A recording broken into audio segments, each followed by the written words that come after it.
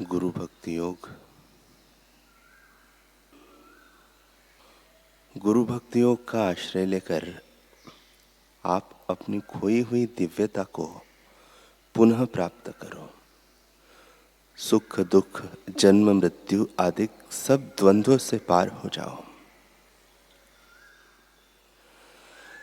जंगली बाघ, शेर या हाथी को पालना बहुत सरल है। पानी या आग के ऊपर चलना बहुत सरल है, लेकिन जब तक मनुष्य को गुरु भक्ति योग के अभ्यास के लिए हृदय की तमन्ना नहीं जगती, तब तक सद्गुरु के चरण कमलों की शरण में जाना मुश्किल है। गुरु भक्ति योग माने गुरु की सेवा के द्वारा मन और उसके विकारों पर नियंत्रण एवं पुनः संस्करण होता है। गुरु को संपूर्ण बिन शर्ती शरणागति करना गुरु भक्ति प्राप्त करने के लिए निश्चित मार्ग है। गुरु भक्ति योग की नींव गुरु के ऊपर अखंड श्रद्धा में निहित है। अगर आपको सचमुच ईश्वर की आवश्यकता हो तो सांसारिक सुख भोगों से दूर रहो और गुरु भक्ति योग का आश्रय लो। किसी भी प्रकार की रुकावट के बिना गुरु भक्ति योग का अभ्यास जारी रखो। गुरु भक्ति योग का अभ्यास ही मनुष्य को जीवन के हर क्षेत्र में निर्भय एवं सदा सुखी बना सकता है। गुरु भक्ति योग को जीवन का एकमात्र हेतु, उद्देश्य एवं सच्चे रस का विषय बनाओ। इससे आपको परम सुख की प्राप्ति होगी। सुना है 33 करोड़ देवी देवता होते हैं, होते भी होंगे, लेकिन सर्वप्रथम मैं किसकी पूजा करूं?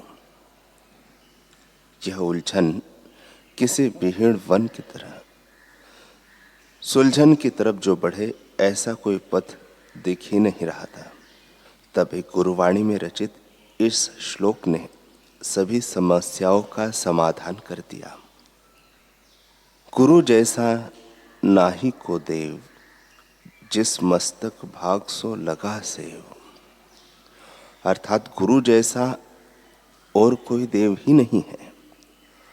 साथ में यह भी कह दिया कि जो भाग्यवान होता है उसे ही उनकी सेवा का अवसर प्राप्त होता है। यह बात शायद गुरुदेव श्री गोविंद सिंह जी के उस शिष्य को भी भली प्रकार पता थी। तभी तो वह महीने में एक बार गुरु दरबार आकर अपनी सेवा जरूर लगाता था। जगाधरी के पास उसका गांव था, पर वह पैदल ही अपने घर से सद्गुरु के दरबार तक आया जाया करता था। इसी सोच से कि गुरु दरबार की तरफ बढ़ा मेरा हर एक कदम मुझे काल से करोड़ों कदमों दूर ले जाता है। उस पूरे दिन गुरु दरबार में जी तोड़ सेवा करता। कई बार उसका मन यह भी होता था कि वह कुछ दिन के लिए दरबार में ही रुक जाए, ताकि सेवा करने के साथ साथ सत्संग भी सुन सके। लेकिन उसके परिवार की आर्थिक स्थिति उसकी इजाजत नहीं दे रही थी। वह दिहाड़ी मजदूर, यानी रोज कुआं खोदना, रोज पानी पीना। जिस दिन काम नहीं किया उस दिन घर में चूल्हा नहीं जलता। इसलिए वह शिष्य कभी सत्संग का लाभ ले ही नहीं सका। घर पर साधना के लिए भी समय नहीं निकल पाता था। पर साधना सत्संग ही तो वे पक्ष है जो सेवक की सेवकाई को कुंदन की तरह निखारते हैं। सत्संग की महिमा के विषय में गोस्वामी जी क्या खूब कहते हैं।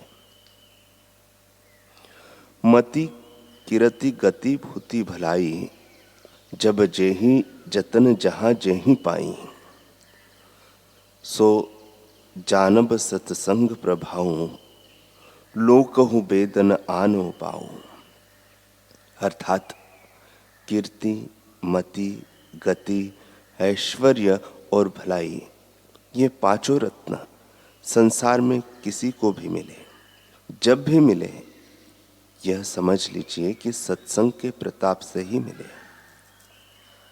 हनुमान जी भी ये सब पा गए क्योंकि उन्हें सत्संग से प्रेम था।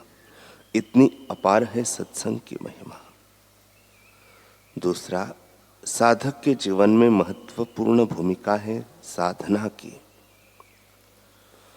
वानरों को जब 1 माह तक सीता जी नहीं मिली तो थकान, भूख और असफलता ने उन्हें हतोत्साहित कर दिया। तब तपोमूर्ति स्वयं प्रभा ने उनसे कहा, मूंद हूं नयन, आप सब बस भागे ही भागे जा रहे हो, कभी साधना में बैठे ही नहीं। जरा अपने नेत्र बंद करके देखो।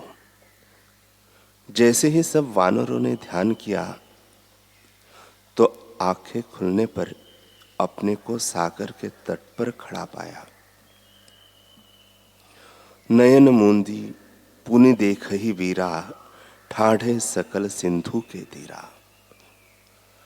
कहने का भाव यह है कि शिष्य सेवा के पद पर भी तभी बढ़ सकता है जब साधना और सत्संग को भी महत्व दे। श्री गुरु गोविंद सिंह जी के इस सेवक में इन दोनों पक्षों का ही अभाव था। तभी तो आज जब वह गुरुदेव को प्रणाम करके पलटने लगा तो गुरुदेव की वाणी सुनकर सहम गया। सुनो, तुम्हें वापस अपने गांव नहीं जाना है, कुछ दिन यहीं रहकर सेवा करनी है। होना तो यह चाहिए था कि यह सुनते ही सेवक के चेहरे पर प्रसन्नता उभर आती, पर ऐसा नहीं हुआ। उसके चेहरे पर तो असमंजस व दुविधा का सन्नाटा पसर गया। इधर सेवा से अपनी आध्यात्मिक महल निर्मित होते तो उसे दिखाई दे रहे थे, लेकिन पीछे परिवार की उजड़ती दुनिया भी उसे दिखाई पड़ रही थी। बड़े बड़े सेठ व साहूकार तरसते थे कि गुरुदेव उन्हें कोई सेवा दे, लेकिन गुरुवर नहीं कहते थे। आज इस गरीब सेवक को कहा, लेकिन इसकी अपरिपक्वता देखिए कि इसके कदम पीछे हट गए। किंतु परंतु अगर मगर के पेच में फंसे उसके मन में अपनी असमर्थता जाहिर कर दी। सभा में उपस्थित सभी उसके दुर्भाग्य को कोसने लगे। कोई सांसारिक बादशाह होता तो इसे अपना अपमान समझकर उसको दंड देता, लेकिन यह तो सच्चे बादशाह थे जो दंड देना नहीं, बस करुणा ही करना जानते हैं, क्योंकि दंड तो इंसान के कर्म उसको पहले से ही दे रहे हैं। जीव का कालवश होना, विषय विकारों के अधीन होकर पल प्रतिपल बस गिरते ही रहना, क्या यह किसी भयंकर दंड से कम है?